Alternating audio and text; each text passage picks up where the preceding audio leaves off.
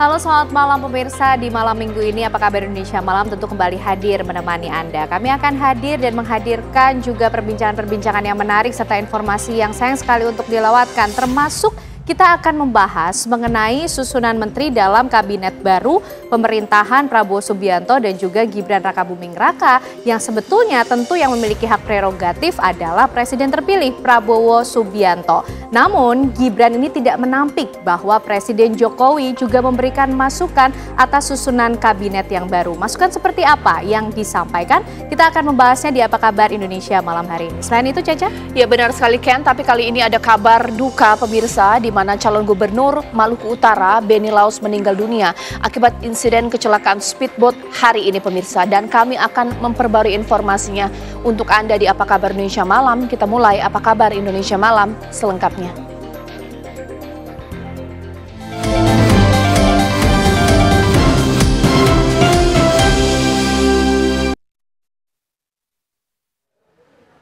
Speedboat atau kapal cepat milik salah satu calon gubernur Maluku Utara, Benny Laos, meledak dan terbakar di Pelabuhan Bobong, Pulau Taliabu, Sabtu siang tadi. 5 orang tewas dalam insiden ini.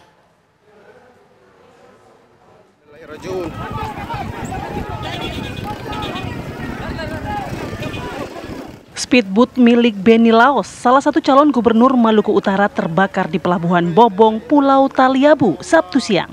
Berdasarkan laporan warga, speedboat Benny Laos ini meledak dan kemudian terbakar pada pukul 2 siang waktu Indonesia Tengah saat sedang parkir di Pelabuhan Bobong.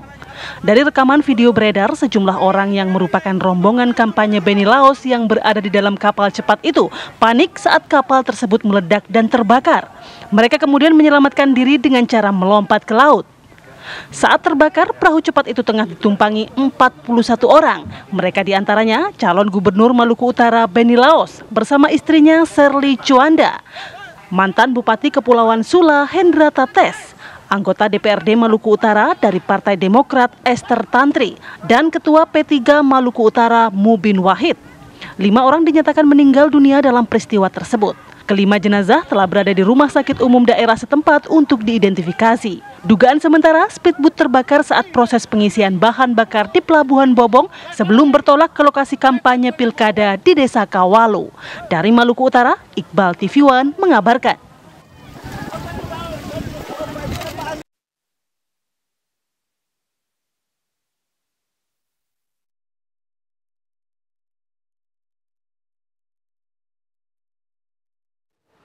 Ya pemirsa, langsung saja kita akan memperbarui informasi ini dengan Kapolres Pulau Taliabu AKBP Toto Handoyo. Selamat malam Pak Kapolres.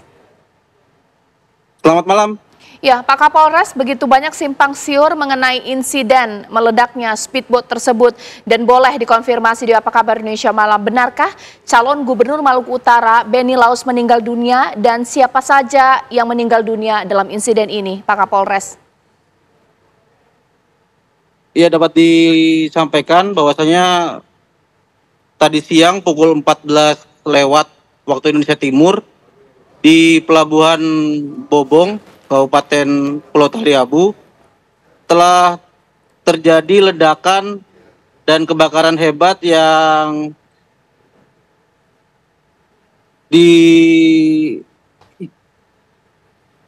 dialami oleh Bapak Benny Laos beserta rombongan di speedboat yang bersangkutan. Bapak Benny Laos dalam hal ini sedang melaksanakan kampanye di wilayah Kabupaten Pulau Taliabu.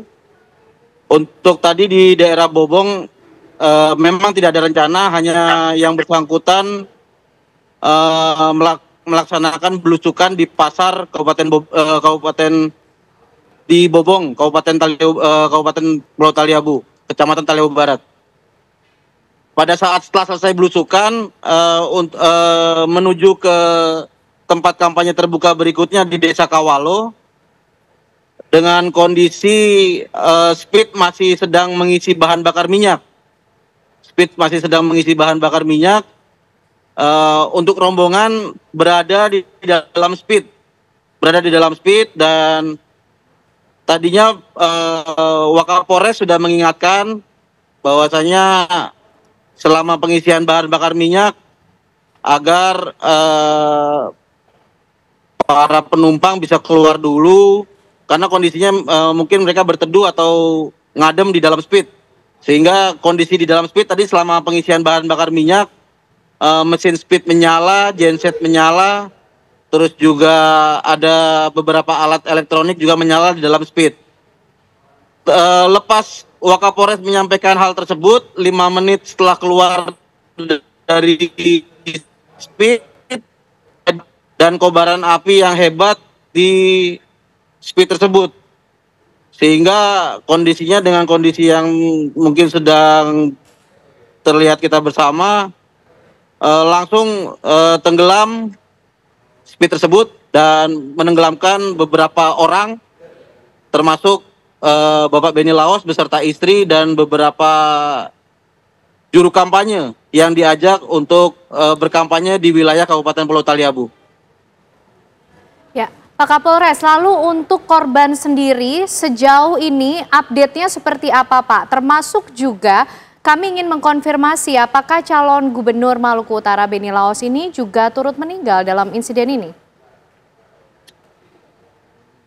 Iya, dapat dilaporkan juga kondisinya setelah pasca kejadian seperti yang dapat dilihat, Bapak Benny Laos sendiri mengalami beberapa luka bakar dan luka patah kaki, dan kondisinya memang diselamatkan dari dalam speed yang bersangkutan diselamatkan di dalam speed karena langsung tenggelam speed tersebut, sehingga langsung dibawa ke rumah sakit RSUD Bobong di Kabupaten Taliabu.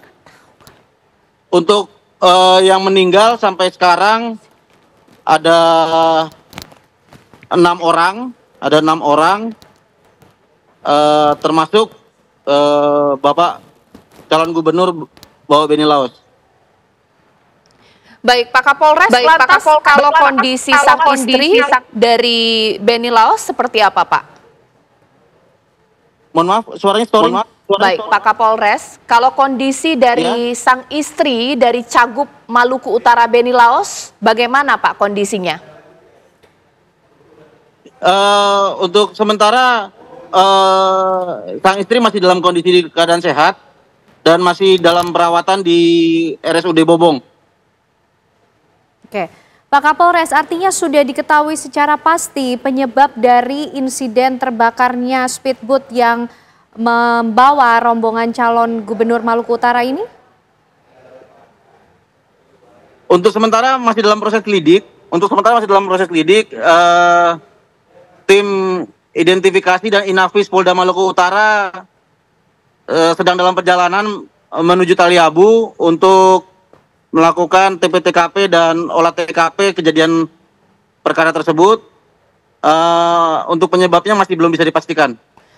Baik, terima kasih Kapolres Pulau Taliabu, AKBP Toto Handoyo. Dan pemirsa, selain Kapolres Pulau Taliabu, kita juga akan mengetahui informasi terbaru dengan Kepala Basarnas Ternate, Bapak Fatur Rahman. Selamat malam Pak Fatur.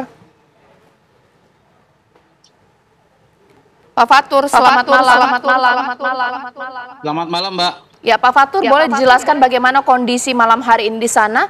Apakah masih ada korban yang harus dievakuasi dan dibawa ke rumah sakit terdekat untuk mendapatkan perawatan? Dan jumlah korban ini sebenarnya berapa, Pak? Baik, dapat kami sampaikan dari hasil koordinasi dengan tim yang berada di lapangan. Sampai saat ini proses evakuasi kita hentikan dikarenakan sudah gelap dan situasi tidak memungkinkan untuk kita bisa memonitor di bodi kapal tersebut, karena bodi kapal posisinya adalah posisi miring dan tenggelam. Demikian, Mbak. Pak Fatur, artinya kalau mengacu pada manifest penumpang yang ada di dalam speedboat, apakah masih ada penumpang atau korban lain yang diperkirakan masih terjebak di dalam? Kami sampaikan untuk manifest sendiri, kami pun masih berkoordinasi terus terkait jumlah manifest secara keseluruhan yang berada di dalam kapal, karena secara data manifest pun kami belum mendapatkan secara keseluruhan. Yang kami dapatkan adalah data korban, baik itu korban yang kondisi meninggal maupun korban yang kondisi selamat dalam kondisi luka-luka ataupun kondisi luka ringan maupun luka berat. Bacakan data yang saat ini Bapak pegang, siapa saja yang meninggal dunia dan siapa yang kemudian selamat mendapatkan perawatan. Baik, dapat kami sampaikan sesuai dengan informasi yang ada di lapangan, dapat diinfokan adalah 6 orang yang kondisi meninggal, 8 orang yang kondisi luka, baik luka ringan maupun luka berat. Demikian, 6 orang meninggal dunia ini identitasnya siapa-siapa saja, Pak? Untuk identitas dari ke 6 orang tersebut, sebentar, Mbak. Ya, tidak mengapa. Kami menunggu untuk dibacakan.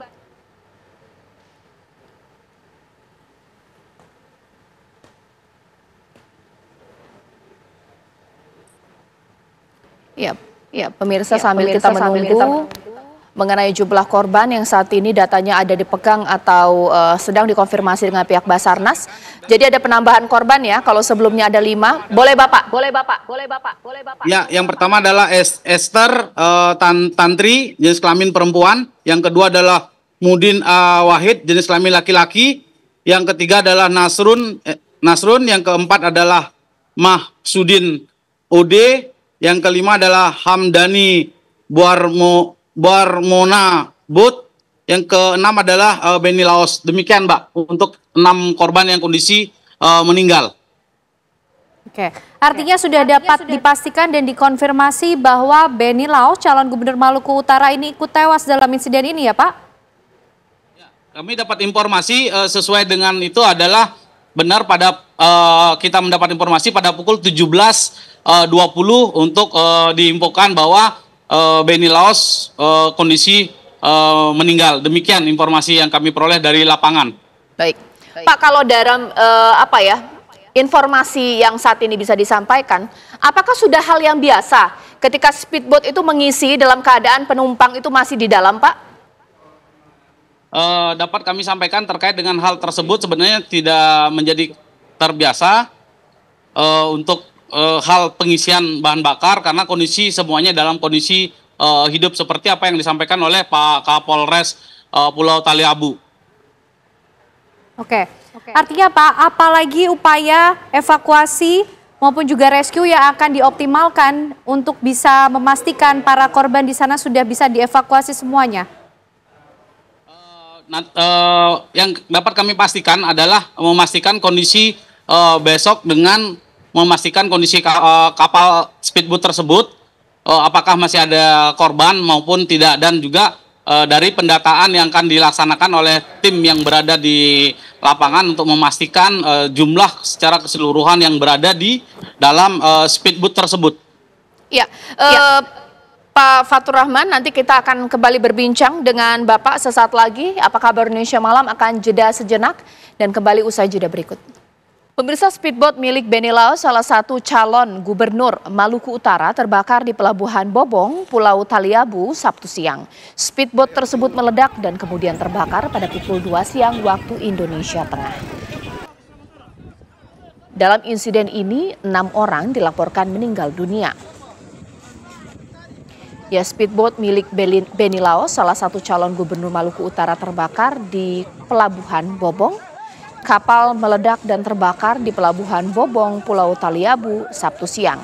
6 orang meninggal dunia, dugaan sementara speedboat terbakar saat proses pengisian bahan bakar di Pelabuhan Bobong sebelum bertolak ke lokasi kampanye pilkada di Desa Kawalo, Taliabu Barat.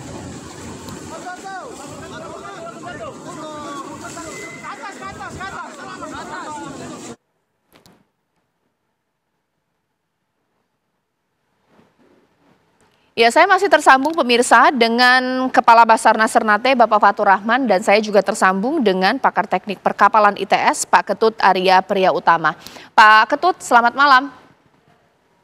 Selamat malam, Mbak. Ya, Pak Ketut, boleh dikomentari apakah memang hal tersebut mungkin atau pasti terjadi, sangat beresiko meledak ketika proses pengisian kapal dilakukan saat kapal menyala dan juga ada penumpang di dalamnya, seperti apa Pak Ketut? Jadi di dalam dunia perkapalan itu ada prosedur safety yang harus diperhatikan betul oleh awak kapal, termasuk ketika pengisian bahan bakar. Jadi tadi Pak Kapolres saya kira sudah betul menyampaikan bahwa seperti juga kalau kita mengisi bahan bakar kendaraan di SPBU, maka mesin itu harus dimatikan karena mesin itu panas, kemudian ruang mesin juga panas. Sehingga ada potensi ketika ada percikan api kecil, maka itu akan menyebabkan bisa meledak begitu lalu timbul kebakaran. Nah, kemungkinan besar kejadiannya seperti itu, Mbak. Oke. Tetapi tentu perlu penelitikan lebih lanjut tentang penyebab pastinya, tapi dugaan yang dikatakan oleh Pak Kapolres tadi sudah benar, Mbak. Oke. Kalau Bapak lihat kondisi kapal ini sampai kemudian tenggelam setengah dan cukup parah kerusakannya, apakah memang sehebat ini meledaknya kapal jikalau dilakukan pada saat kapal masih menyala ketika mengisi bahan bakar, Pak? Saya kira iya, karena tadi mesinnya hidup, kemudian diisi bahan bakar, panas ya, ada percikan api, dia meledak sehingga bisa memecah kapal itu, Mbak. Oke. Termasuk juga strukturnya ini. Jadi kan kalau dilihat dia dari bahan komposit atau fiber sepertinya itu, bukan dari baja begitu, Mbak. Oke, saya tanya kepada Pak Fatur Rahman. Pak Fatur Rahman, sebenarnya yang meledak pertama kali ini adalah ruangan mesin dan kemudian hingga kemudian menjalar ke kabin penumpang atau seperti apa, Pak Fatur?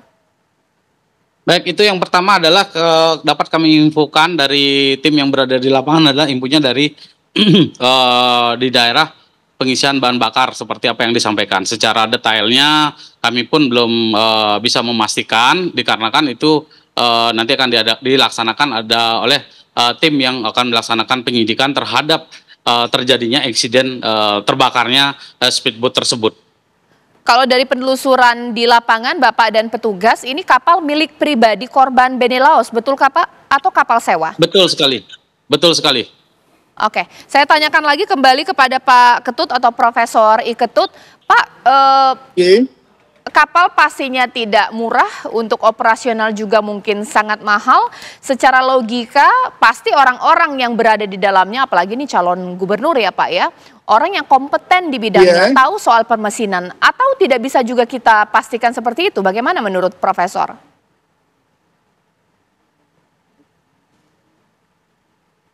Yang jelas pemilik kapal mesti paham prosedur safety, kemudian penumpang, nah itu orang yang awam, dan dia harus perlu diberi penjelasan prosedur safety di kapal. Seperti umumnya kapal-kapal penumpang yang ada itu, ketika penumpang naik ke kapal, maka dijelaskan prosedur safety atau keselamatan selama di kapal begitu. Nah kelihatan ini sebenarnya tidak diberikan, Mbak. Jadi dan penumpang ini juga tidak diingatkan bahwa ketika mengisi bahan bakar mesin hidup risiko itu bisa terjadi begitu. Oke, kalau misalnya diisi ketika mengisi bahan bakar ini Pak ya, apakah ledakannya cuma sekali menurut teknik perkapalan ataukah karena mungkin ini mesin bahan bakar bisa memicu ledakan berkali-kali, seperti apa Pak Ketut? Terbakar berkali-kali itu yang saya pahami biasa karena panas, Mbak. Jadi mesin itu tadi dikatakan bahwa mesinnya hidup begitu, jadi berarti mesin sudah panas, kemudian diisi bahan bakar, ada percikan api. Nah kalau sudah begitu memang susah dikendalikan, jadi ledakan bisa terjadi beberapa kali begitu. Oke, Pak Fatur. Dan itu di banyak kecelakaan kapal karena kebakaran ya kasusnya seperti itu, Mbak. Oke, Pak Fatur bisa dijelaskan menurut pandangan atau mungkin ketika Bapak melihat terakhir kondisi kapal ini rusak hampir berapa persen dari bodi kapal Pak akibat ledakan dan juga kebakaran? Baik, untuk kapal sendiri posisi saat ini sudah posisi tenggelam dan miring di sebelah kanan karena posisi terbakarnya adalah di sebelah kanan. Demikian untuk posisi saat ini kondisi kapal tersebut. Ya, baik. Terima kasih Ketut Arya Priya Utama, pakar teknik perkapalan pemirsa, dan juga ada Kepala Basarnas Ternate Bapak Fatur Rahman. Ya, terima kasih Bapak-Bapak atas waktunya. Kita tunggu bagaimana proses investigasi pemirsa, dan juga kami Apa Kabar Indonesia Malam, mewakili Apa Kabar Indonesia Malam mengucapkan turut berduka cita atas insiden terbakarnya speedboat yang ditumpangi rombongan dari calon gubernur Maluku Utara, dan juga turut berduka cita atas meninggalnya calon gubernur Maluku Utara Bapak Benny Laos. Pemirsa, sesaat lagi sejumlah informasi akan kami kabarkan. Sesaat lagi Anda dapat menyaksikan dialog bersama rekan saya Ken Ana yang membahas mengenai pengaturan kabinet untuk Prabowo Gibran. Benarkah perlu masukan dari Presiden Joko Widodo? Sesaat lagi di Apa Kabar Indonesia Malam.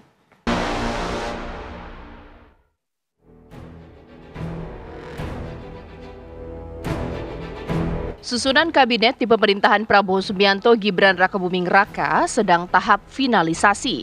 Di tengah penggodokan kandidat, disinyalir Presiden Joko Widodo turut andil memberikan masukan kepada Presiden terpilih Prabowo Subianto. Wakil Presiden terpilih Gibran Rakabuming Raka mengakui sang ayah memberikan masukan kepada Prabowo Subianto. Namun Gibran buru-buru menegaskan tidak ada intervensi dan Prabowo memiliki hak prerogatif untuk menentukan menteri-menterinya. Meski enggan menjawab siapa saja nama yang akan masuk dalam bursa calon menteri di pemerintahan Prabowo Gibran, putra Presiden Jokowi itu menyatakan penyusunan kabinet untuk pemerintahan mendatang sudah hampir tuntas. Kabinet akan diumumkan setelah Prabowo dilantik pada hari yang sama. Tinggal 9 hari lagi. Keputusannya di Pak Presiden terpilih, personil-personilnya dan lain-lainnya, tapi udah dari Pak Presiden terpilih sudah ini kok hampir 100%, beliau sudah memilih orang-orang terbaik di posisi-posisinya masing-masing. Dari pihak menteri itu ada yang membantu, mungkin dari Pak Jokowi ikut membantu menyusun itu masih? Ya, ada beberapa masukan-masukan, tapi sekali lagi keputusannya di Pak Presiden terpilih. Sudah cukup, terima kasih ya. Nanti tunggu minggu depan ya. Sementara Presiden Joko Widodo membantah dirinya ikut campur dalam kabinet pemerintahan Prabowo Gibran. Jokowi menyebutkan pemilihan menteri adalah hak prerogatif Prabowo. Namun apabila Prabowo mengajaknya berdiskusi, Jokowi mengaku tidak menolak. Nanti ditunggu saja hari Senin seminggu lagi, menteri-menterinya akan dilantik. Kalau mau tahu menterinya siapa-siapa, tanya ke Pak Ahmad Muzani. Jangan tanya ke saya yang berkaitan dengan itu. Karena orang akan langsung negativisme tadi. Saya ikut intervensi, enggak. Saya pun juga tidak mau diintervensi untuk urusan hak prerogatif. Jadi sama, saya juga tidak ingin ikut-ikutan. Tapi kalau ditanya, ya saya jawab. Kalau ditanya, kalau enggak ditanya, saya enggak akan jawab. Lantas masukan apa yang diberikan Jokowi kepada Prabowo? Apakah menyangkut postur kabinet dan nama-nama menteri? Dan akankah masukan Jokowi disetujui Prabowo? Tim TV One mengabarkan.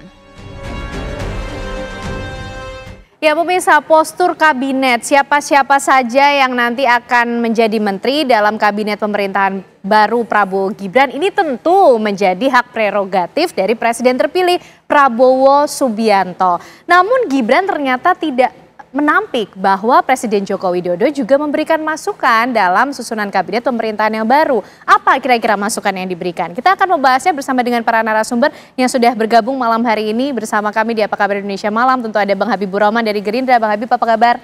Assalamualaikum. Waalaikumsalam. Sehat ya Bang? Yo. Dan juga ada Kang Ujang Komarudin, pengamat politik kita. Kang Ujang, sehat Kang? Sehat. Sudah ketawa-ketawa aja Kang Ujang ya. Assalamualaikum. Dan salam. Dan juga bergabung bersama kita ada Pak Johannes Joko, tenaga ahli utama KSP. Pak Joko, selamat malam. Selamat malam Mbak Ken, selamat malam Om Dewan, selamat malam Kang Ujang. Selamat malam Om Joko. Sudah Om Dewan ini ya Bang Habib. Memang Pak Prabowo betul bertanya kepada Pak Jokowi menanyakan masukan-masukan untuk susunan kabinet di pemerintahan yang baru. Ya, saya tidak tahu persis ya perkejadiannya seperti apa, tapi saya bisa memperkirakan berdasarkan karakter dan track record kedua tokoh bangsa ini. Ya, mereka adalah tokoh bangsa yang tahu posisi masing-masing, ya, tahu konstitusi juga, sehingga benar apa yang disampaikan oleh Pak Jokowi. Pak Jokowi nggak akan mungkin memaksa mencawe-cawe ya kan, mengintervensi ya. Tapi kalau ditanya tentu beliau akan menjawab. Hal yang sama juga tentu berlaku bagi Pak Prabowo. Beliau paham banget bahwa tanggung jawab penentuan komposisi kabinet nama-namanya itu ada pada beliau. Tapi tempat terdekat, orang terdekat untuk menanyakan sebetulnya adalah memang Pak Jokowi. Kenapa? Karena kita bicara keberlanjutan, ya, program hilirisasi, misalnya program penyediaan pangan untuk rakyat, ya kan? Dimulai misalnya waktu kemarin itu kan food estate, sekarang ada program makan bergizi untuk anak-anak. Ya, ini kan keberlanjutan dari program-programnya Pak Jokowi. Tentu Pak Jokowi sebagai pucuk pimpinan waktu itu tahu banget hambatan, tantangan, kendala-kendalanya seperti apa ya. Nah, ditambah lagi yang lebih konkret kan, waktu acara Rakernas Partai Gerindra, kita semua saksikan Pak Prabowo mengatakan bahwa Pak Jokowi ini menteri-menteri Bapak ini orang-orang baik ya. Tak heran seandainya saya mohon izin seandainya nanti ada sebagian di antara mereka yang ada di kabinet saya. Itu disampaikan secara lugas oleh Pak Prabowo. Nah, tapi jangan dipahami ini bentuk cawe-cawenya Pak Jokowi. Karena kan Pak Prabowo ada di kabinet, Pak Prabowo, ya, di kabinet yang sama. Ya, sebagaimana praktek di kita juga ya. Ada yang berlaku yang namanya referensi. Ya. Misalnya saya menanyakan orang yang sudah saya timbang-timbang untuk saya pilih misalnya di komisi lah ya. Misalnya saya ketua komisi ya kan, saya memilih staf, saya nanyakan ke pendahulu saya, ini gimana ibu ini, bapak ini bagaimana? Oh bagus bro, dilanjut. Kurang lebih itu namanya referensi. Padahal saya juga sudah tahu karena saya memang ada di komisi ini sejak beberapa waktu yang lalu kan ya, sehingga itu menguatkan ya. Tapi memang saya menduga kemungkinan besar memang ada beberapa menteri ya yang di kabinetnya Pak Jokowi berlanjut, karena itu sudah disampaikan secara lugas oleh Pak Prabowo. Berarti betul ya Bang Habib ya, Pak Prabowo ada kesempatan juga kemarin menyampaikan pertanyaan, meminta referensi dari Pak Jokowi. Saya pikir itu hal yang amat wajar ya kalau memang terjadi ya. Saya nggak bisa mengkonfirmasi betul atau tidak. Tapi kalau Pak Prabowo nanyakan, saya sih kayaknya sur dengan Mr. A di Kementerian A. Bagaimana Pak menurut Bapak? Menurut saya itu hal yang amat wajar. Untung belum keceplosan. Tadi pakai Mr. A ya Kang Ujang ya. Tapi kita coba tanya ke Pak Joko. Pak Joko, ini kita pengen konfirmasi. Memang momen kedekatan Pak Prabowo dan juga Pak Jokowi ini kan beberapa kali terlihat. Tapi yang terakhir Selasa kemarin ini sempat santap malam bersama, one on one nih. Apakah itu juga agendanya Pak Jokowi memberikan jawaban atas pertanyaan referensi menteri-menteri yang akan digunakan atau akan membantu Presiden Prabowo atau Presiden terpilih ini? Ya, kalau terkait pertemuan kemarin Pak Presiden Jokowi dengan Pak Presiden terpilih Pak Prabowo, detail isi apa yang dibicarakan saya pikir, saya meyakini hanya beliau berdua begitu Mbak yang tahu apa yang dibicarakan dalam pertemuan itu begitu. Karena ya sekali lagi beliau berdua itu kan sering membangun komunikasi begitu, baik dalam peristiwa formal maupun informal, baik dalam situasi-situasi kenegaraan ataupun di tempat-tempat yang memang beliau berdua nyaman untuk berkomunikasi. Kalau bagi saya yang penting ini sih Mbak ya, catatan garis bawahnya bukan masalah pertemuannya, bukan masalah kabinet apa yang apakah mendapat masukan atau tidak mendapat masukan, atau cawe-cawe atau tidak cawe-cawe. Saya meyakini bahwa seperti yang disampaikan Pak Presiden Jokowi bahwa beliau sangat menghargai sekali yang namanya hak prerogatif presiden, karena beliau pernah mengalami, beliau merasakan bagaimana hak prerogatif itu harus digunakan. Maka pada titik itu Pak Presiden Jokowi pasti amat sangat menghormati keputusan apapun dan pilihan dan kebebasan Pak Presiden terpilih untuk menyusun kabinetnya. Itu yang pertama. Yang kedua, saya kok lebih senang kita melihat semua proses hari ini, apa yang terjadi hari ini sebagai sebuah rasa bersyukur gitu Mbak. Ini harus kita syukuri situasi transisi kepemimpinan nasional hari ini yang dalam catatan kami kok dalam sejarah modern bangsa ini transisi kepemimpinan yang luar biasa, lancar, baik antara yang lama dan yang baru, itu komunikasinya sangat intens sekali. Kemudian masyarakat ini bisa menjadi legasi kita bersama, legasi bangsa ini, bahwa ya memang harusnya transisi kepemimpinan itu harus seperti ini, karena ini bisa terjadi karena beliau berdua, baik Pak Presiden Jokowi maupun Pak Presiden Prabowo, Presiden terpilih Pak Prabowo itu betul-betul memiliki komitmen kebangsaan, komitmen kerakyatan, bagaimana mengedepankan bangsa dan negara ini, termasuk juga kalau misalnya kita mau setback mundur 5 tahun yang lalu, saya kok nggak bisa membayangkan Mbak kalau seandainya 5 tahun yang lalu kebesaran beliau berdua untuk tidak bersama-sama mengawal bangsa ini ketika pandemi COVID itu, saya nggak bisa membayangkan apa yang akan terjadi. Saya lebih suka kita melihat ke situ begitu Mbak. Kalau kita melihat proses transisi yang smooth, berjalan baik, ini tentunya ada keberlanjutan yang ingin diteruskan atau bisa kita garis bawahi di situ. Nah, kalau bicara soal keberlanjutan Pak Joko, artinya sudah pasti dong ada hal-hal yang juga diwariskan atau dititipkan dari Presiden Jokowi kepada Presiden Prabowo, apa saja?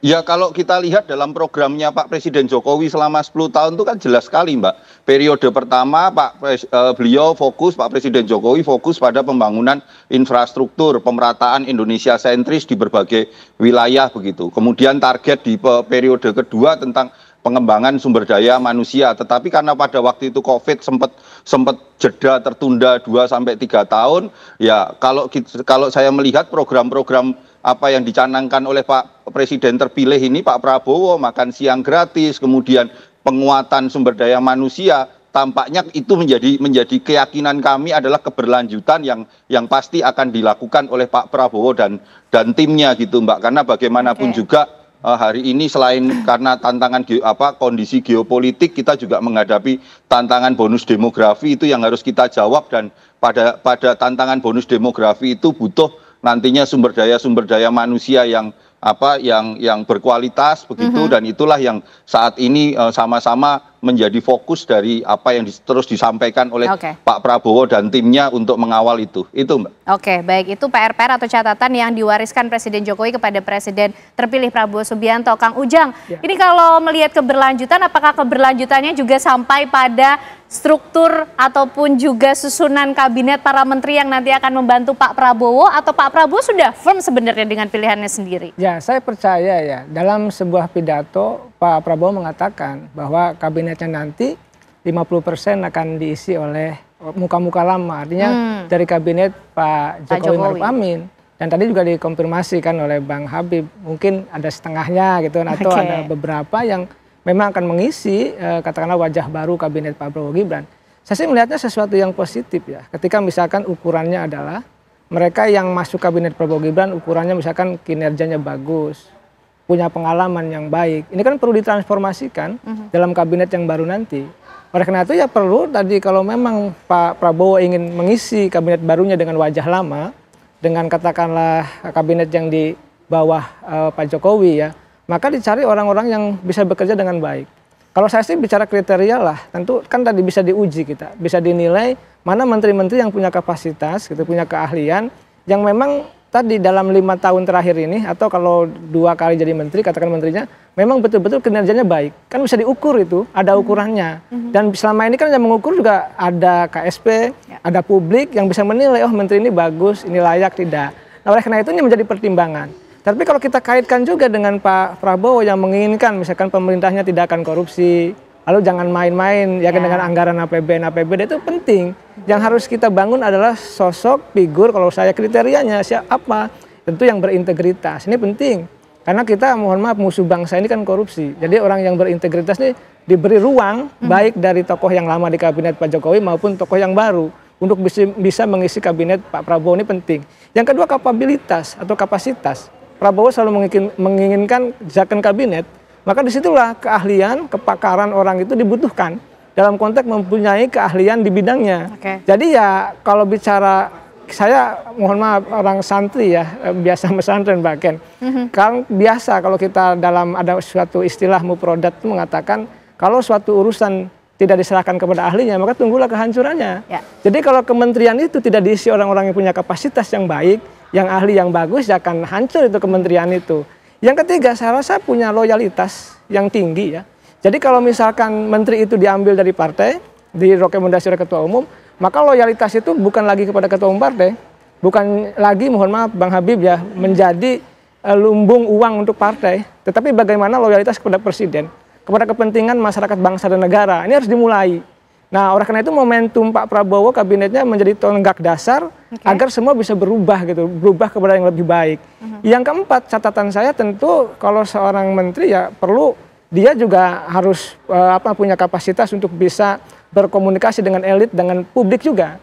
Karena kemarin Pak JK mengkritik ada menteri yang tidak datang ke kantor, ke bawah juga tidak turun. Ini bagaimana? Oleh karena itu ini kan dievaluasi dengan sedemikian rupa sehingga format ideal kabinet Prabowo itu terbentuk begitu. Entah nanti diambil dari postur kabinet yang lama dari Pak Jokowi atau nanti kombinasi dengan wajah-wajah yang baru begitu. Oke, sejumlah tantangan, sejumlah PR untuk negara Indonesia dan juga program kerja tentu sudah dititipkan dari Presiden Jokowi kepada Presiden terpilih Prabowo Subianto. Apakah juga termasuk menitipkan menteri-menteri yang lama di Presiden Jokowi untuk bisa bergabung di pemerintahan yang baru? Nanti dijawab pemirsa, usai jeda kami kembali untuk Anda.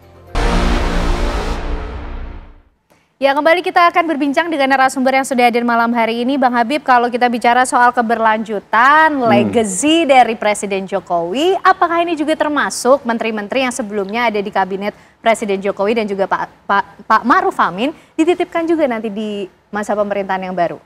Ya mungkin saja, tapi bahasanya dalam prakteknya itu bukan titipan. Jadi titipan itu kan ada sikap yang aktif dari presiden terdahulu kepada penerusnya, oh ini harus dipakai, ini coba dipasang di kementerian ini. Itu saya yakin tidak akan terjadi. Tapi kalau dalam konteks referensi, ya sangat mungkin. Pak Prabowo kan dalam satu kabinet dengan orang-orang yang saat ini menjadi menterinya Jokowi juga.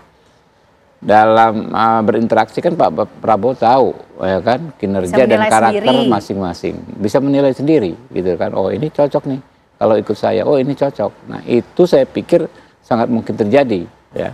Tambah lagi Pak Prabowo berkomunikasi dengan Pak Jokowi dalam konteks yaitu tadi referensi. Ya kan? Yang pasti yang lebih tahu tentu Pak Jokowi daripada Pak Prabowo. Siapa-siapa yang menjadikan referensi? Nah, kita nggak tahu ya, orangnya nggak tahu, tapi pasti kan nanya, oh si A gitu kan bagaimana? Oh itu bagus Pak, rajin orangnya ya kan ya, kredibel, lain sebagainya gitu kan. Itu menurut saya sih mungkin terjadi ya. Jadi sifatnya referensi dan memvalidasi apa yang sudah menjadi pilihan Prabowo. Persis, kurang lebih itu mirip-mirip seperti itu. Ya. Dan susunan kabinetnya porsinya atau strukturnya ini sudah ketemu belum sih Bang Habib? 44K, 46K? Saya pikir pasti sudah. Ya, tapi yang tahu cuma Pak Prabowo saat ini. Kalau toh saya tahu, saya dilarang untuk menyampaikan gitu.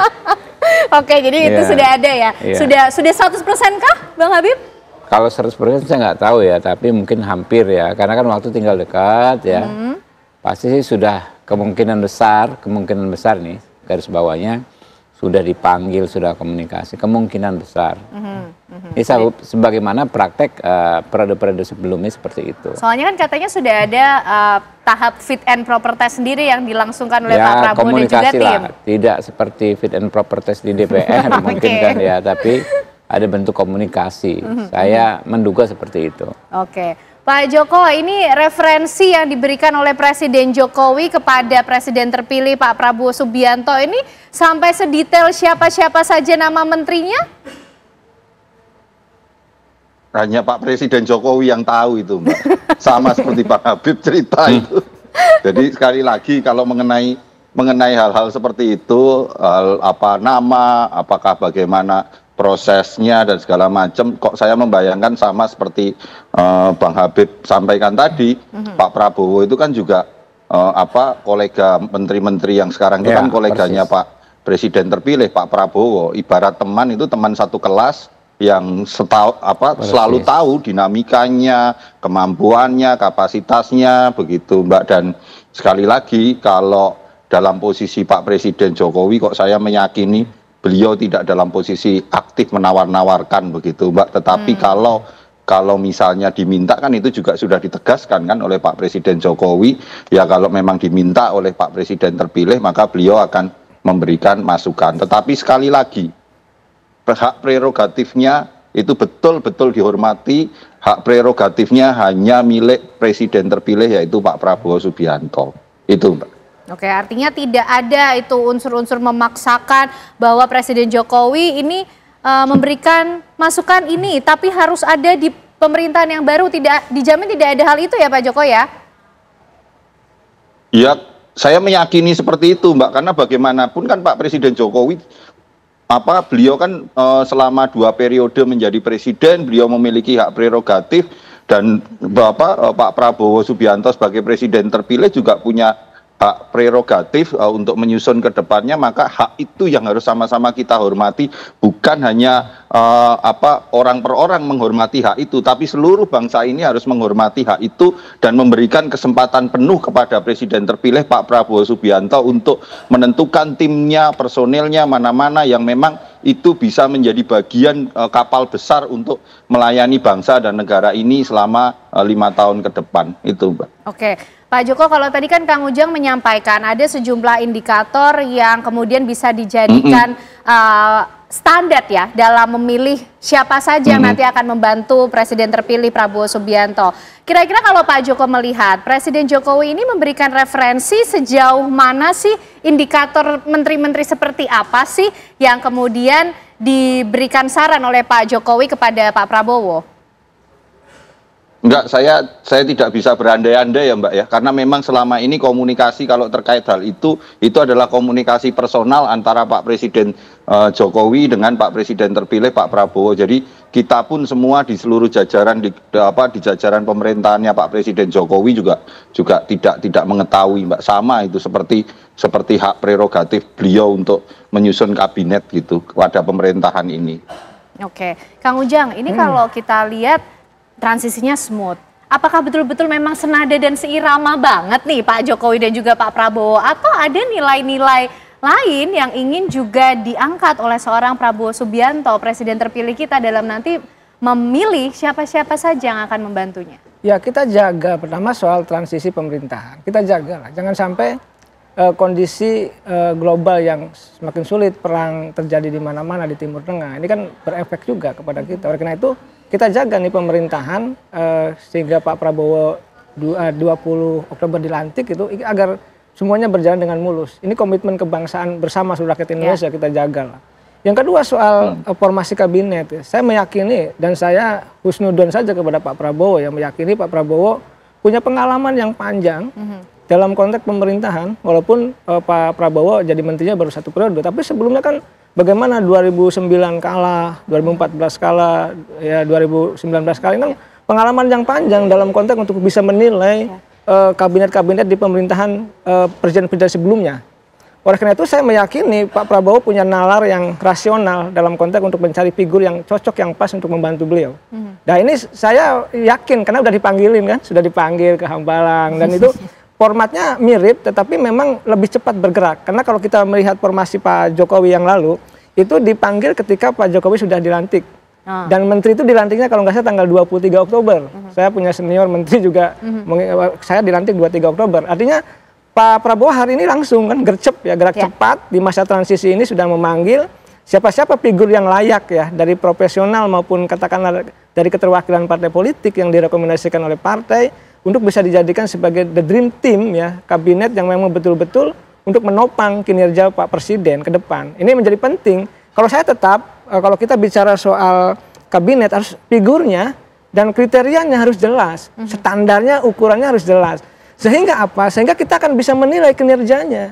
Kalau misalkan kementerian, menteri katakanlah menteri perumahan rakyat diisi oleh orang-orang tidak kompeten kan menjadi persoalan. Ini kan menjadi pertanyaan publik. Oleh karena itu Pak Prabowo tidak akan gambling ya, tidak akan beradu nasib dalam konteks itu, pasti akan berbicara rasional dalam menata komposisi kabinetnya itu nanti. Saya yakin, saya punya husnudon, punya optimisme dalam konteks pembangunan di bawah Pak Prabowo 5 tahun ke depan. Dalam konteks pondasinya adalah mencari figur yang tepat untuk mengisi formasi kabinet Pak Prabowo. Oke, itulah keseriusan Presiden terpilih Prabowo Subianto untuk memilih figur-figur siapa saja yang akan masuk dalam susunan kabinet pemerintahan yang baru, dan apakah akan diumumkan langsung usai pelantikan Presiden terpilih kita Prabowo Subianto dan juga Gibran Rakabuming Raka, atau plus satu hari setelahnya? Nanti akan dijawab pemirsa saat lagi. Oke, nah kita masih membahas mengenai masukan-masukan ataupun referensi yang mungkin diberikan oleh Presiden Joko Widodo kepada Presiden terpilih Prabowo Subianto. Bang Habib, sejauh ini kan tinggal countdown nih, menghitung hari ya menuju hari pelantikan Presiden terpilih dan juga Wapres terpilih Pak Prabowo dan juga Mas Gibran. Nah, ini nanti menteri-menterinya akan diumumkan tanggal 20, dilantik langsung tanggal 21 atau seperti apa? Saya nggak tahu ya, tapi pasti cepat ya. Karena itu kan pelantikan sebagai presiden pagi loh, jam 10. Apa saya baca tadi di undangan kan, jam 10 pagi kita sudah ada di gedung MPR itu jam 8, jam 10. Berarti kan makan siang itu sudah selesai jam 11. Ada waktu yang cukup panjang antara jam 1 ya setelah makan siang sampai jam 6. Malam itu kan ada makan malam. Selesai ya, Pak Prabowo dengan tamu-tamu negara yang hadir itu kan ada berapa kepala negara. Mungkin itu bisa saja, ini mungkin ya, ada slot waktu yang cukup panjang.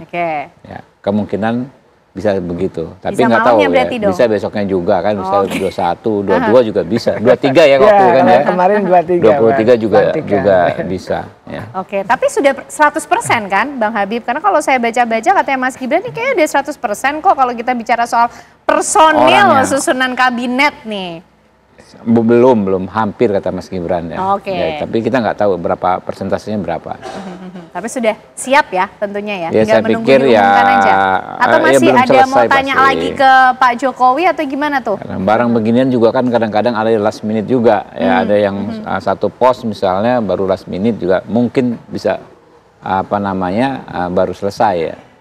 Oke. Pak Joko, ini kalau dari Presiden Joko Widodo yang juga tinggal menunggu hari ya, mungkin sejumlah agenda perpisahan ini kan juga sudah dilakukan, tapi nanti juga akan hadir pula kan di pelantikan Presiden dan Wapres terpilih.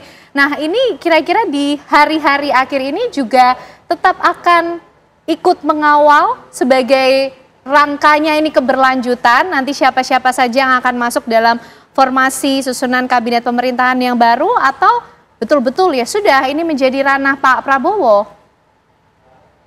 Ya ini ya Mbak Ken ya, kalau saya sih ngelihatnya begini Mbak, ketika sidang kabinet paripurna yang terakhir itu kan ada berbagai arahan.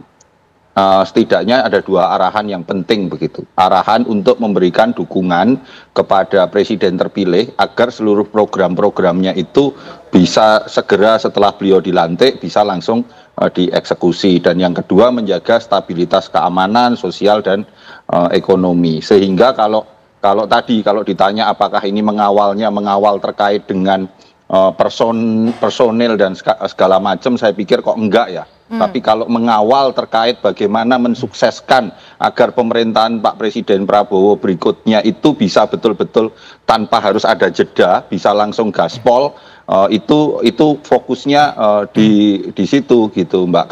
Karena bagaimanapun seperti tadi yang Kang Ujang sampaikan, tantangan kita ini kan tidak mudah begitu.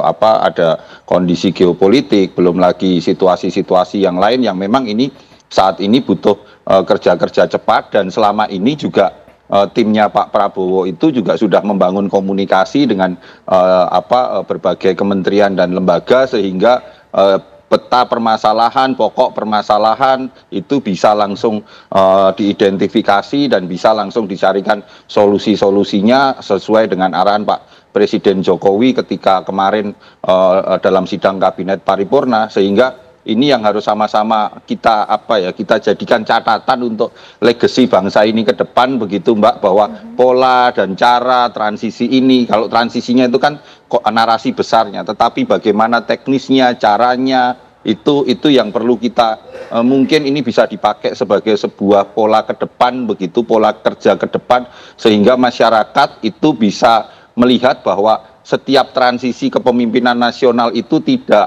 tidak selalu menimbulkan kekhawatiran, tetapi setiap transisi kepemimpinan nasional itu bisa membangun optimisme baru begitu.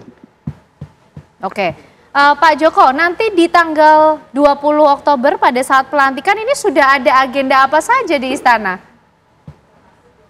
Kalau yang saya dengar ya Mbak ya, agenda tidak selain hanya istilahnya ya serah terima itu ya sambut datang itu ya dari setelah pelantikan di DPR ya Pak Presiden Jokowi memberikan kepada di istana itu kepada Pak Prabowo, setelah itu beliau langsung kembali kok ke Solo seperti yang disampaikan gitu Mbak. Oke, baik Bang Habib, ini tadi mumpung nih keinget juga. Jadi dari pembahasan kita itu yang menjadi kriteria utama Pak Prabowo dan Mas Gibran ini nanti untuk menentukan siapa yang akan membantunya dalam kabinet itu apa saja sih sebenarnya? Itu beliau yang tahu tuh, Pak Prabowo. Kita hanya tentu kriteria umum ya, kredibilitas, kapabilitas, kapasitasnya, latar belakang keilmuannya, backgroundnya juga.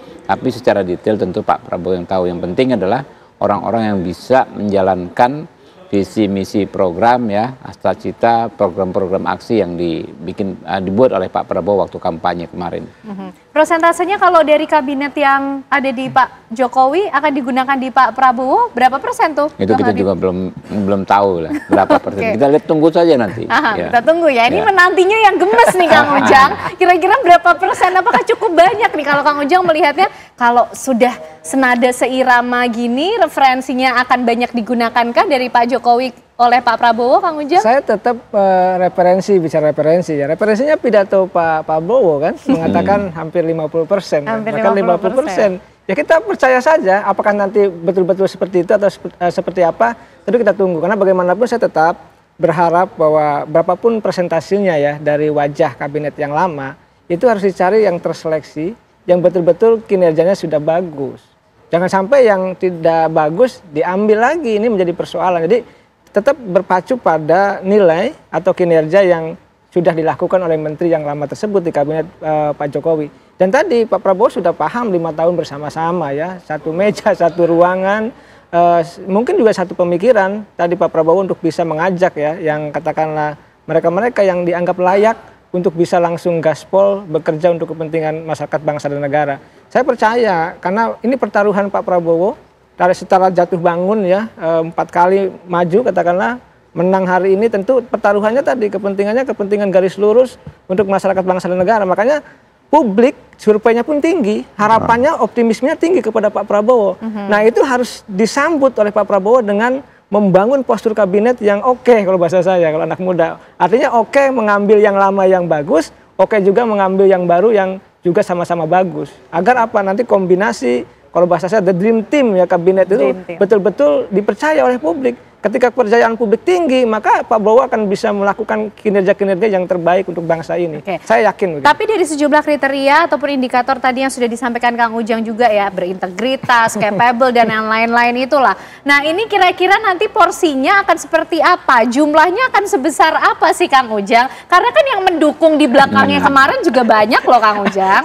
Saya nggak tahu, yang tahu justru Bang Habib ya. Karena saya tentu hanya mengamati dari pemberitaan yang muncul, bahkan paling juga investigasi kecil-kecilan, berteman dengan para pejabat gitu, sehingga ya tahu informasi kecil-kecil ya, tipis-tipis gitu. Tapi saya tidak bisa mengatakan itu karena itu adalah spekulasi, tidak bisa dipertanggungjawabkan karena otoritas informasi itu datang harus dari Pak Prabowo ataupun orang yang ditunjuk ya kan untuk mengutarakan itu begitu. Oke. Jadi di masa penantian sampai pelantikan nanti ini masyarakat diminta untuk menjawab teka-teki, mungkin juga spill tipis-tipis dari pidato Pak Jokowi atau mungkin Pak Prabowo nih ya, untuk menerka-nerka bagaimana kemudian nanti struktur formasi kabinet di pemerintahan yang baru. Tapi semua kembali menjadi hak prerogatif ya dari Presiden terpilih Prabowo Subianto dan juga Wakil Presiden Gibran Raka Buming Raka. Terima kasih Bang Habibur Rahman, Kang Ujang, Pak Joko malam hari ini sudah bergabung bersama kami di Apa Kabar Indonesia Malam. Kita tunggu nanti di hari pelantikan 20 Oktober 2024. Dan tentunya pemirsa Apa Kabar Indonesia Malam masih akan kembali bersama dengan Caca Anissa. Ya benar sekali Ken Ana, pemirsa sesaat lagi Apa Kabar Indonesia Malam akan kembali dengan kabar mengenai belusukan dan juga temu warga menjadi strategi kampanye termasuk bagi 3 paslon calon gubernur dan wakil gubernur Jakarta. Sesaat lagi. Kembali lagi di Apa Kabar Indonesia Malam, calon wakil gubernur DKI Jakarta dari pasangan nomor urut 1 Suswono menyapa warga Romangun dan makan siang bersama. Sambil mendengar curhatan warga Jakarta, Suswono tawarkan 8 program unggulan untuk warga Jakarta.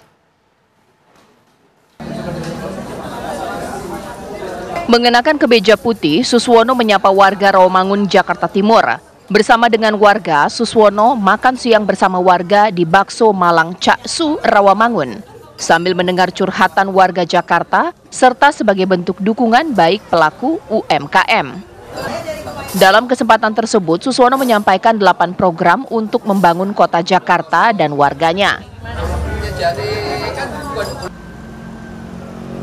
Setelah dari Romangun, Suswono melakukan wisata religi di Masjid Ramli Mustofa, kawasan Sunter, Jakarta Utara. Adapun Masjid Ramli Mustofa Sunter merupakan salah satu bukti toleransi di Jakarta, yang mana masjid tersebut dibangun oleh warga Jakarta keturunan Tionghoa. Dari Jakarta, Rizka Salsabila, Dwi Kustantio, TV One mengabarkan. Sementara itu, calon wakil gubernur Jakarta jalur independen Kun Wardana hari ini mengawali safari politiknya ke Kampung Duri, Cengkareng, Jakarta Barat. Ya pemirsa, dari hasil dialog dengan warga yang menyampaikan keluhnya sulit atau mendapatkan lapangan pekerjaan usai tamat SMA, Kun Wardana menawarkan program pelatihan kerja hingga mendukung warga menjadi konten kreator jika dirinya terpilih sebagai wakil gubernur Jakarta. Selain itu, ia juga menambahkan akan melanjutkan dan menyempurnakan program yang telah dibuat Gubernur Jakarta sebelumnya.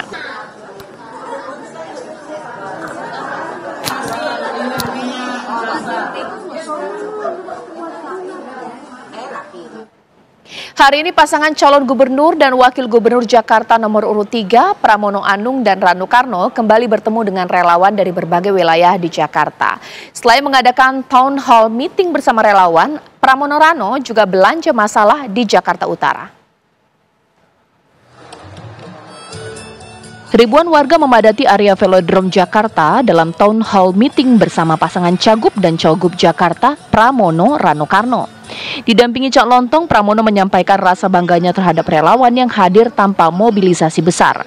Pramono juga menegaskan kepada tim sesnya untuk tetap fokus dan tidak takabur meskipun survei menunjukkan pencapaian yang positif baginya.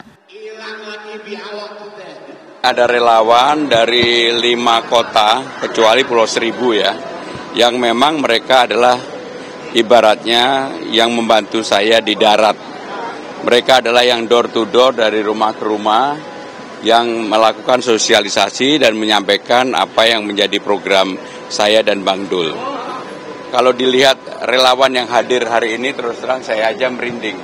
Karena mereka datang ke tempat ini, mayoritas naik motor, kendaraan umum, dan mereka memang relawan yang dari gang ke gang, kampung ke kampung. Bahkan banyak yang tidak ada yang saya sebut kemarin nggak ada mataharinya. Selain mengagendakan kegiatan town hall meeting, Pramono Rano juga kembali menyapa warga. Mereka tiba di Kelurahan Papanggo, Jakarta Utara dan disambut hangat penduduk. Pramono Rano juga belanja masalah, salah satunya adalah permasalahan JIS yang pengaturan transportasinya dinilai belum rampung. Menurut Bang Dul, JIS merupakan investasi besar dan bisa menjadi landmark baru untuk Jakarta. Tentu setiap wilayah yang kita kunjungi pasti punya permasalahan berbeda-beda, walaupun sebetulnya pelayanan umum itu menjadi basic lah ya. Nah tadi misalnya ada permintaan untuk portal misalnya kan. Nah itu tentu harus kita berkoordinasi dengan Dishub segala macam. Nah kemudian misalnya tadi seperti ada harapan bahwa tentang fasos-fasom yang bisa digunakan misalnya. Tapi artinya inti permasalahan yang kita kunjungi ini memang kita sedang belanja masalah. Untuk kita bisa tahu apa sih permasalahan yang utamanya. Dari Jakarta, tim TV One mengabarkan.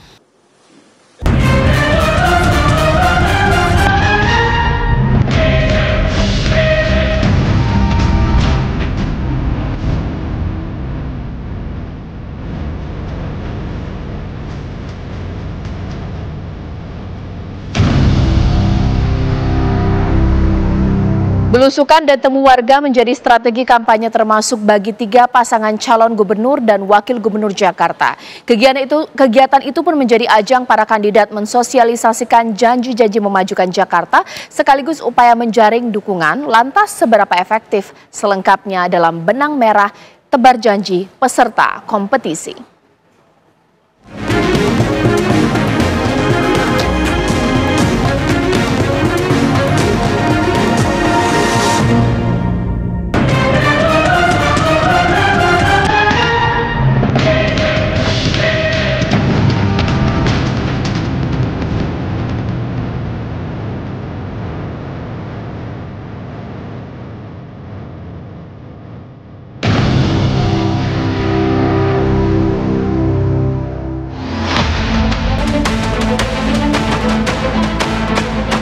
Tiga pasangan calon gubernur dan wakil gubernur Jakarta berlomba tebar pesona dan janji-janji membenahi metropolitan demi menggait suara pemilih pada 27 November mendatang.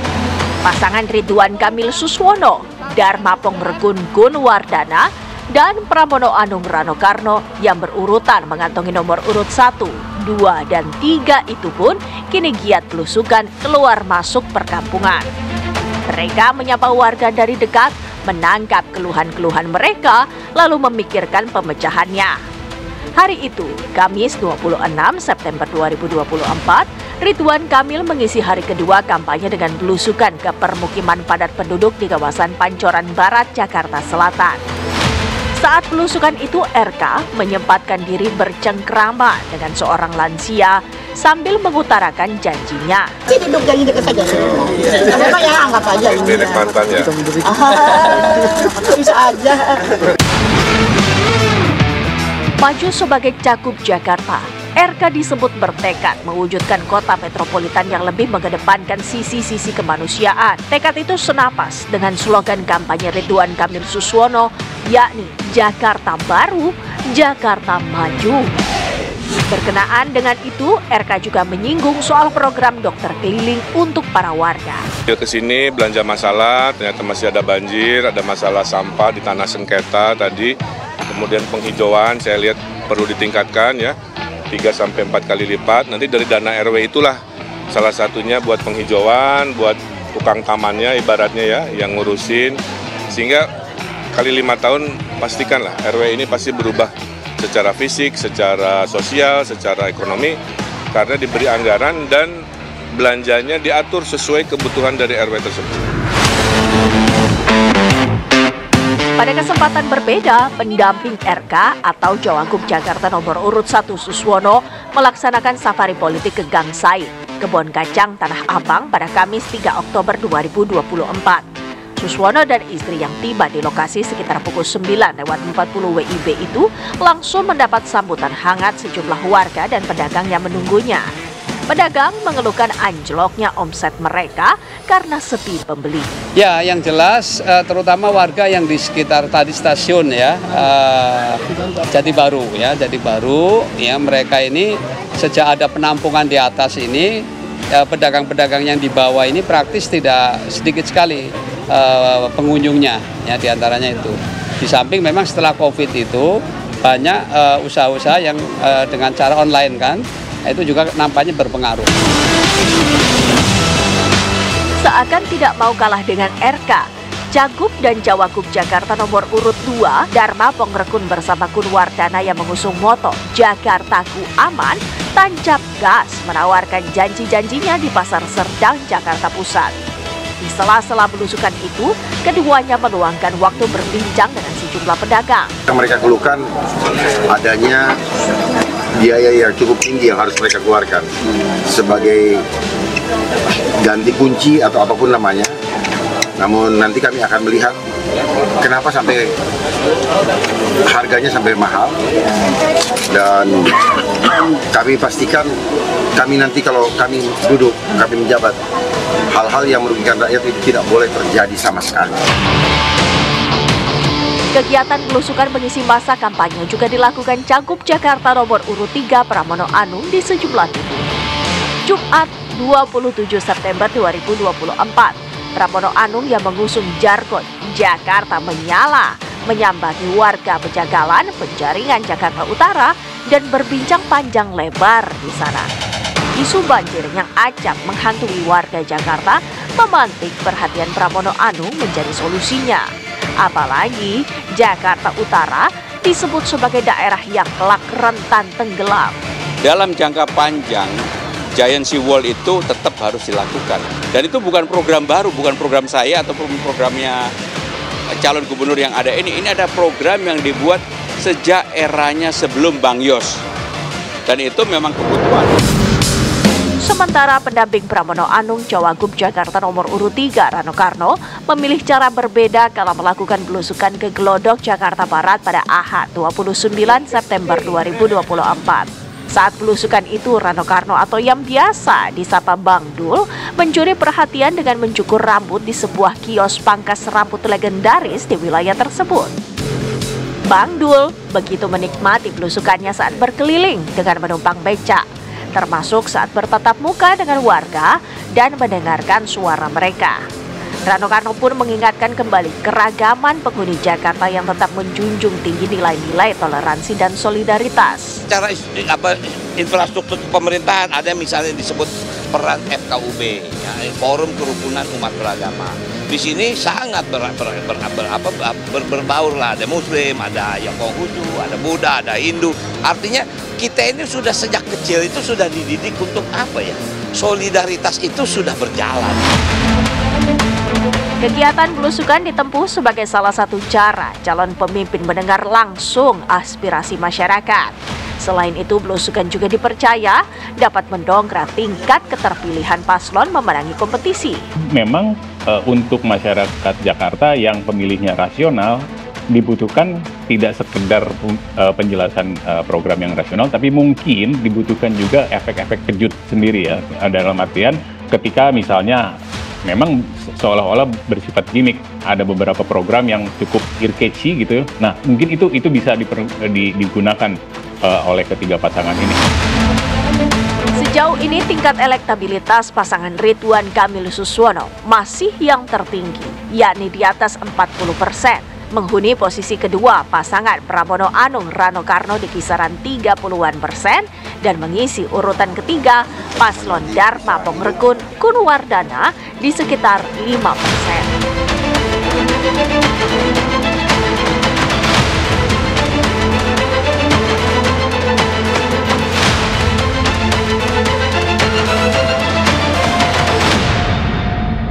Kita ke informasi lain di mana Presiden Joko Widodo bernostalgia ke masa kecilnya dengan mengunjungi SDN Tirtoyoso nomor 111 Kecamatan Banjarsari, Solo, Jawa Tengah pada Sabtu pagi. Jokowi tiba pukul 8.10 waktu Indonesia Barat dan disambut Kepala SDN Tirtoyoso, yakni Ibu Leili Maria. Para guru dan siswa-siswi sekolah tersebut kemudian juga menyambut. Kepala negara juga disambut nyanyian lagu ucapan selamat datang dari para siswa-siswi sekolah. Presiden Jokowi meninjau setiap ruangan kelas tempat dulu dirinya mengenyam pendidikan sekolah dasar. Ia memberikan alat tulis untuk 152 siswa SD di masa kecilnya tersebut, pemirsa, sedangkan para guru mendapatkan hadiah kain batik dari Jokowi. Di depan gerbang sekolah, para siswa beramai-ramai ingin menyalami Presiden Jokowi. Presiden Jokowi juga sempat lakukan swafoto dan video bersama guru dan siswa. Di luar sekolah ini tampak sejumlah warga pun menunggu kedatangan Jokowi, di mana mantan wali kota Solo itu memberikan amplop ke tukang becak. Sementara itu warga lainnya mendapatkan bingkisan berupa sembako dan juga kaos.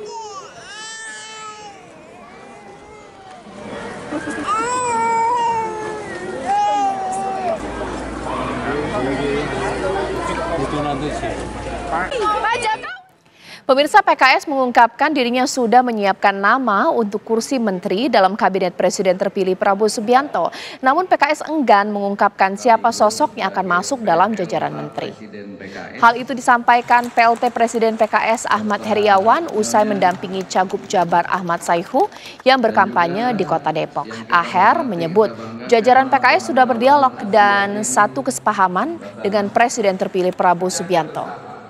Ya, terkait sosok menteri, Aher pun mengungkapkan bahwa sudah menyiapkan pemirsa nama-nama kadernya yang terbaik tentunya untuk membantu pemerintah Prabowo Subianto. Namun ia enggan mengungkapkan siapa dan berapa kursi menteri yang akan diisi oleh PKS.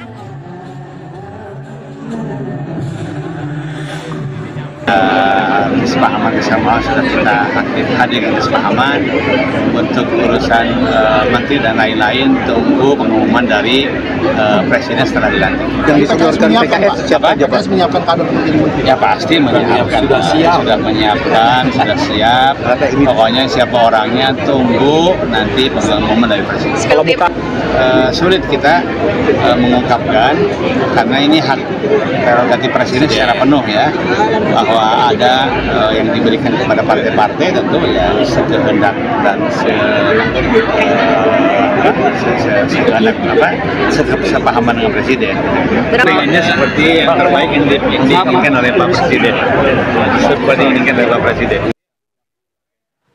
Pemirsa, pasangan calon gubernur dan wakil gubernur Jawa Timur melakukan kampanye dengan menggelar pertemuan dan menyapa warga. Cagup nomor urut 1 Luluk Nur Hamidah ini sowan kepada Zuriyah pendiri Nahdlatul Ulama Kiai Hasyim Asy'ari di Tebu Ireng. Sementara Cagup nomor urut 2 Khofifah Indar Parawansa mengikuti pengajian rutin di Desa Ploso Rejo. Sementara itu Cagup nomor urut 3 Tri Risma hari ini mengunjungi petani di Kabupaten Trenggalek.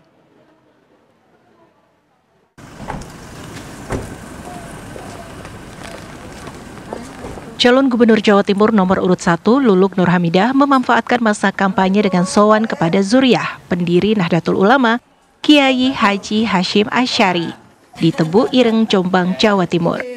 Sebagai bahan kampanye, Luluk Nur Hamidah telah menyusun program jika terpilih sebagai Gubernur Jawa Timur yang berkaitan dengan eksistensi pondok pesantren. Karena Luluk juga alumni pesantren sehingga berkeinginan turut memberi penguatan terhadap pesantren. Mereka anggo menjawab kami selaku gubernur kalau memang dipercaya oleh masyarakat Jawa Timur adalah memberikan dukungan dan fasilitasi itu berupa dukungan APBD, kemudian juga dukungan perbantuan fasilitasi ya, termasuk juga mengkonekkanlah dengan berbagai stakeholder yang lain. Calon Gubernur Jawa Timur nomor urut 2 Khofifah Indar Parawansa mengikuti pengajian rutin bersama jemaah di Wahana Wisata Edukasi Kampung Coklat, Desa Ploso Rejo, Kecamatan Kademangan, Kabupaten Blitar. Cagup petahana tersebut mohon restu jika dirinya kembali maju dalam pemilihan gubernur bersama Emil Dardak. Dan pengajian Sabtuan ini kan pengajian rutin, jadi bagaimana sebetulnya Kampung Coklat bersapa dengan masyarakat, dan ini akan menjadi bagian dari penguatan ekosistem yang ada di lingkungan sini.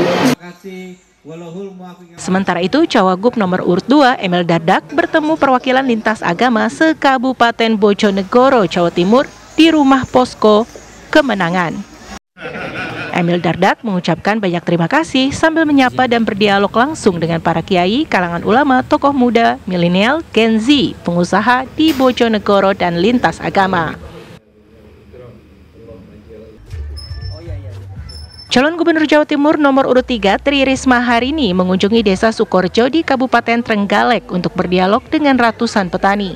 Selain berdialog, Risma juga meninjau lahan pertanian inovatif di Desa Sukorjo yang menggunakan teknologi tanam geomembran. Risma berencana untuk mereplikasi penerapan teknologi geomembran ini di seluruh wilayah Jawa Timur jika dirinya terpilih menjadi gubernur.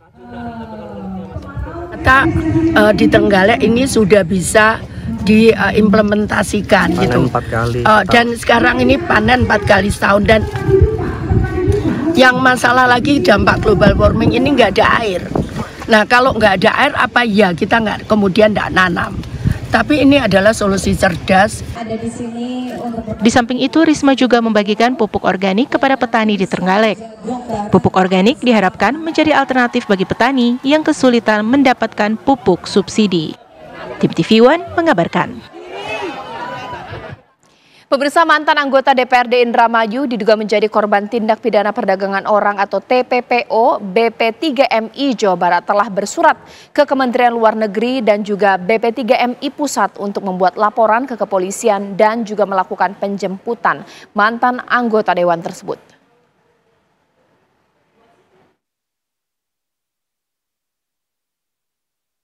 Robin, mantan anggota DPRD Indramayu, minta pertolongan melalui pesan WhatsApp yang disampaikan secara diam-diam kepada rekannya karena disekap dan disiksa di Myanmar. Robin diduga menjadi korban tindak pidana perdagangan orang atau TPPO yang awalnya mendapatkan informasi lowongan pekerjaan di Thailand dari media sosial untuk bekerja sebagai HRD di sebuah perusahaan industri. Menanggapi hal itu, Kepala BP3MI Jawa Barat Kombes Pol Mulya Nugraha membenarkan informasi tersebut. BP3MI Jawa Barat sudah bersurat ke Kementerian Luar Negeri dan ke BP3MI Pusat untuk melakukan pendampingan keluarga untuk membuat laporan ke kepolisian pada 11 Juli 2024 agar segera ditindaklanjuti melakukan penjemputan. Ya, sampai sekarang kita pun belum mengetahui ya seperti apa kondisi yang terakhir, walaupun mungkin dari yang bersangkutan menyampaikan ada kekerasan yang dia terima. Tapi dari BP2MI Jabar sendiri terus berkomunikasi nggak Pak dengan Kemenlu atau pusat sendiri? Ya, kalau kita melalui pusat, nanti dari pusat melalui Kemenlu, tidak bisa langsung. Selain itu, BP3MI Jawa Barat mencatat untuk jumlah WNI yang menjadi korban TPPO dari data Kementerian Luar Negeri ada sekitar 3.000 orang. Untuk 2024 ada 107 orang dan sudah dikembalikan ke daerah asal 84 orang, termasuk warga Jawa Barat. BP3MI pun terus melakukan upaya pemulangan korban TPPO bersama pemerintah pusat. Dari Bandung, Jawa Barat, Cepi Kurnia, TV One mengabarkan.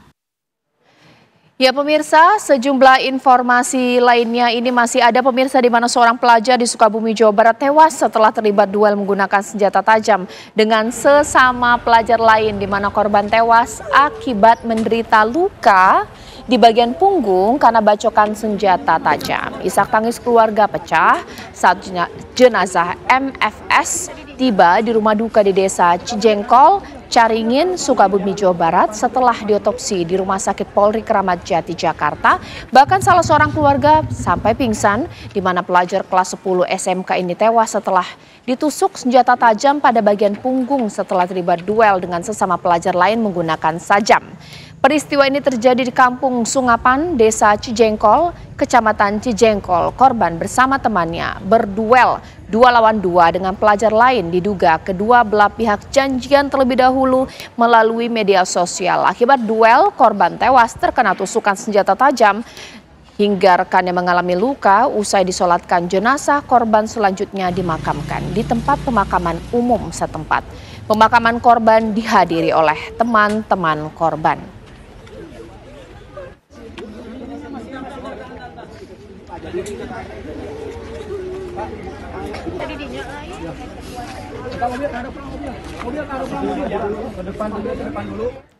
Sebuah gudang bahan bekas dan 3 rumah milik warga di Karawang, Jawa Barat ludes dilahap si jago merah pada Sabtu siang. Asap tebal membumbung tinggi dari sebuah gudang penyimpanan bahan bekas yang berada di Desa Sukaluyu, Teluk Jambe Timur, Karawang, Jawa Barat. Ya pemirsa, api membakar gudang dan melahap 3 rumah warga berdekatan dengan gudang. Banyaknya bahan bekas dari kayu dan kencangnya angin membuat api dengan cepat melahap gudang dan rumah warga. Besarnya kobaran api membuat warga di lokasi kebakaran panik. Petugas pemadam kebakaran diterjunkan ke lokasi kebakaran harus bekerja ekstra keras menjinakkan api. Api baru bisa dipadamkan 1 jam kemudian. 3 unit mobil pemadam kebakaran diterjunkan ke lokasi. Dugaan sementara, kebakaran disebabkan aktivitas pembakaran sampah yang tak jauh dari lokasi gudang.